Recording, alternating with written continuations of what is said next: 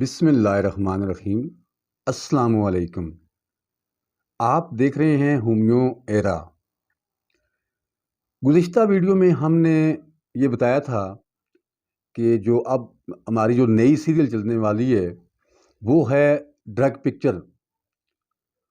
تو اس سلسلے میں جو ہماری آج کی پہلی جو ویڈیو ڈرگ پکچر کے حوالے سے ہے وہ ہے نقش و میکا۔ نقش و میکا، کچلا، پوائزن نیٹ۔ آئیے دیکھتے ہیں کہ یہ بیسیکلی ہے کیا ہے۔ یہ پلانٹ کنگڈم سے اس کا تعلق ہے، یعنی کہ یہ ایک پودا ہے اور اس کے ساتھ پھل لگتے ہیں۔ پھل کے اندر 2-3 بیج ہوتے ہیں اور ان بیجوں سے بننے والی جو دوائی ہے یا ریمیڈیز ہے وہ نقش و میکا کہلاتی ہے۔ موجود ہومیوپیتھی جناب کرس سموئل ہانیمن صاحب فرماتے ہیں کہ اس کا دائرۂ کار بہت وسیع ہے۔ یہ اپنے اندر مزمن اور کرانک امراض کو سموئے ہوئے ہے اور روزمرہ زندگی میں جو سب سے زیادہ ادویات استعمال ہوتی ہیں ان میں سے ایک نقش و میکا بھی ہے۔ اور ایک جگہ پہ وہ فرماتے ہیں کہ یہ ہر گھر کی ضرورت ہے اور اسے ہر گھر میں ہونا چاہیے۔ یہ مزمن امراض ہو یا کرونک امراض ہو، ہر ایک کا دائرۂ کار اس کے اندر سمویا ہوا ہے۔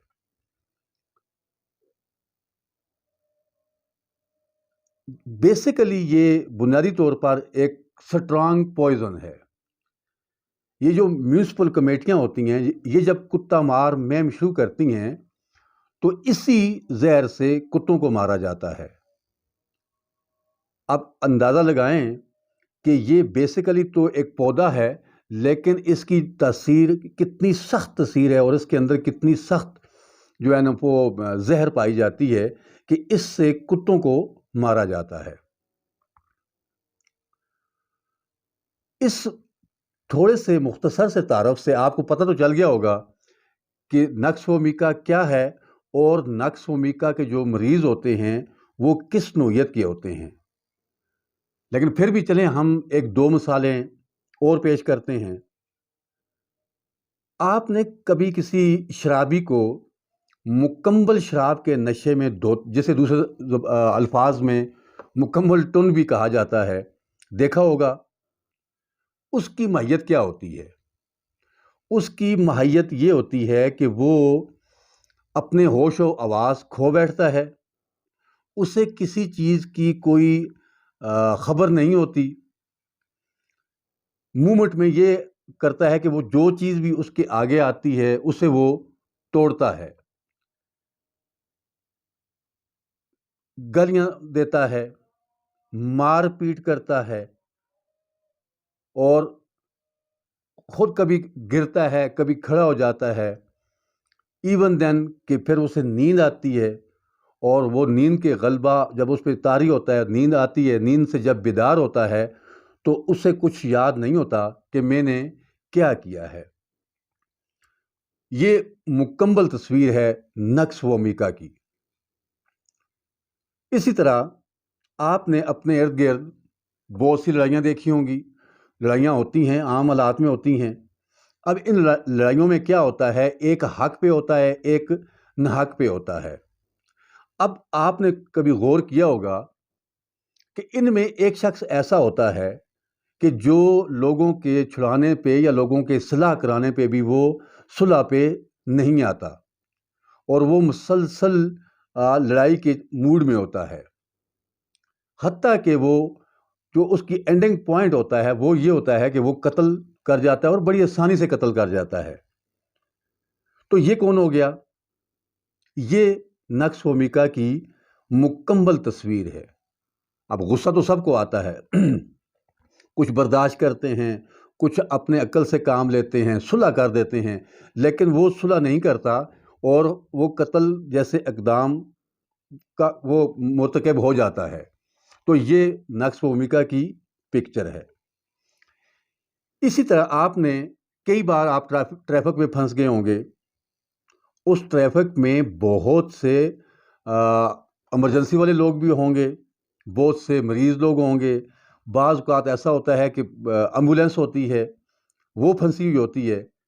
آپ نے دیکھا ہوگا کہ بہت سے لوگ ہارن دے رہے ہوتے ہیں، لیکن ایک شخص ایسا ہوتا ہے جو اپنا ہاتھ ہارن سے نہیں اٹھاتا۔ اگر اس کا ہارن ٹوٹتا ہے یا وہ جلتا ہے تو جل جائے، لیکن وہ اپنا ہاتھ ہارن سے نہیں اٹھاتا۔ مطلب اس کے اندر اتنا شدید غصہ پایا جاتا ہے کہ حالانکہ اسے پتہ ہے کہ ٹریفک جام ہے، آگے روڈ کھلے گا تو میں جاؤں گا، لیکن نہیں، وہ اپنے ہارن سے آپ اپنا ہاتھ نہیں اٹھاتا۔ تو یہ کیا ہے؟ یہ نقص و بھومکا کی پکچر ہے۔ اسی طرح آپ اپنے گھر میں دیکھیں، کچھ ایسے لوگ ہوتے ہیں جو ہر وقت لڑائی کے موڈ میں ہوتے ہیں۔ اب ان کے ساتھ آپ بے شک اچھے لہجے میں بات کریں، ان کے ساتھ پیار محبت سے پیش آئیں، لیکن نہیں، وہ آپ کے پیار محبت کو ایک طرف رکھیں گے اور جو اپنا جو غصہ ہے وہ ان کے اوپر بھاری ہوگا۔ تو یہ لوگ کون ہو گئے؟ یہ لوگ ہیں نقص و بھومکا۔ ڈاکٹر صاحب ایک جگہ پہ سیپیا کی پکچر بیان کرتے ہوئے فرماتے ہیں کہ سیپیا جتنی کمینی ہے، نقص و بھومکا بھی اتنا ہی کمینہ ہے۔ میں نے ذاتی طور پر اس پہ بڑی تحقیق کی کہ یہ کیسے ہے۔ اگلی قسط جو ہوگی وہ سیپیا کے بارے میں ہوگی۔ میں نے یہ دیکھا ہے کہ فطرتاً مزاجن نقص و بھومکا سرد مزاج ہوتا ہے، وہ کسی کی بھی نہیں سنتا، ہر وقت اس کے دماغ میں عجیب طرح کے خیالات گردش کرتے ہیں اور وہ خیالات اس کے دماغ سے نکلنے کا نام نہیں لیتے۔ اس کی مثال آپ ایک اور طرح بھی لے سکتے ہیں۔ آفس میں کام کرنے والے کلیریکل سٹاف، وہ سارا دن کام کرتے ہیں، بیٹھے رہتے ہیں، اور شام کو ان کی طبیعت میں اشاش مزاج نہیں بلکہ چڑچڑاپن ہوتا ہے۔ تو یہ لوگ بھی بیسیکلی کیا ہے؟ نقص و بھومکا کے زمرے میں آتے ہیں۔ آپ اپنے ارد گرد دیکھیں، ہر وہ شخص جو ہر وقت غصے کی حالت میں ہے، ہر وقت ٹینشن کی حالت میں ہے، اس کے چہرے پہ مسکراہٹ جیسی چیز کا نام و نشان نہیں ہے، اس کے ماتھے پہ ہر وقت کروٹیں ہوتی ہیں۔ تو یہ دیکھیں، ایسے لوگوں کو دیکھتے ہی آپ پہچانیں کہ یہ نقص و بھومکا کی پکچر ہے۔ میں ذاتی طور پر جو ہومیوپیتھک معالج ہیں، میں ان سے درخواست کرتا ہوں کہ وہ سمپٹیمیٹیکلی ضرور کام کریں، لیکن اپنی پریکٹس میں ڈرگ پکچر کو پرائرٹی دیں۔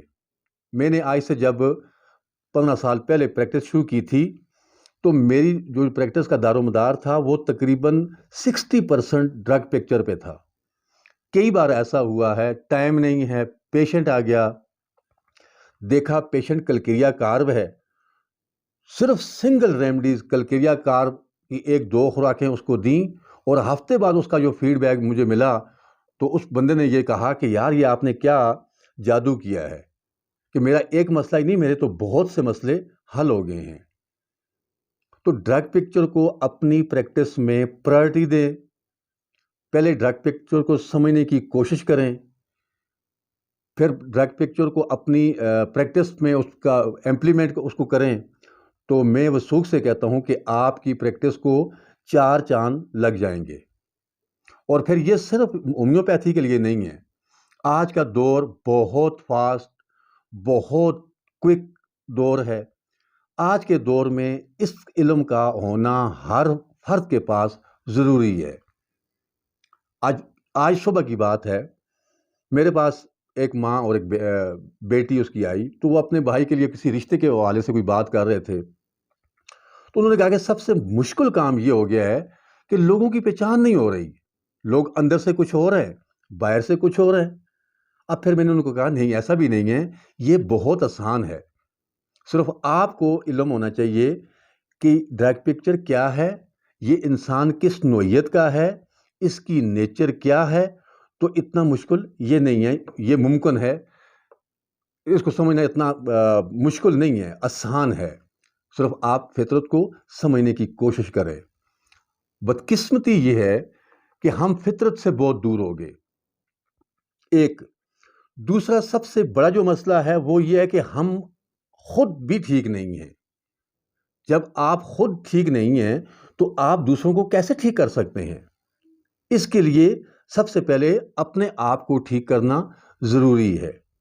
اگر آپ کے دل میں کسی کے لیے کوئی بغض نہیں ہے، اگر آپ کے دل میں کسی کے لیے کوئی عداوت نہیں ہے، اگر آپ کسی کی غیبت نہیں کرتے، اگر آپ کسی کا مالی جانی یا کسی اور طرح کا نقصان نہیں کرتے بلکہ اس کے لیے آپ اچھے خیالات رکھتے ہیں، تو یہ کوئی وجہ ہی نہیں ہے کہ آپ سے مطلب بندہ شفا یاب نہ ہو. تو ڈرگ پکچر پہ میں معالج کو بھی اور عام لوگوں کو بھی یہ ترغیب دوں گا، ریکویسٹ کروں گا کہ اس کو سمجھنے کی کوشش کریں، قرآن کا مطالعہ کریں. اس میں آپ کو بہت کچھ ملے گا. یہ جتنے علوم ہیں ان کا منبع جو ہے وہ قرآن حکیم ہے.